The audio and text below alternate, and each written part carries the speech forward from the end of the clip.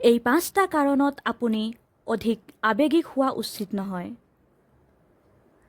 Number 1, অধিক আৱেগত আত্মসংযোগ কমি যায়।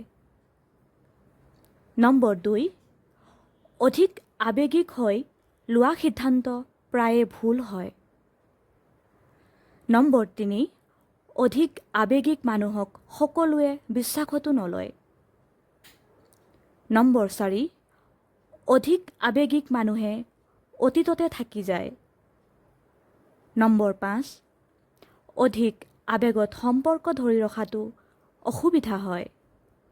যি হৈছে ঘটিছে গ্ৰহণ কৰক। আৱেগক নিয়ন্ত্ৰণ কৰক। আপুনি ভালেই থাকিব, সুস্থ হৈ থাকিব। ধন্যবাদ।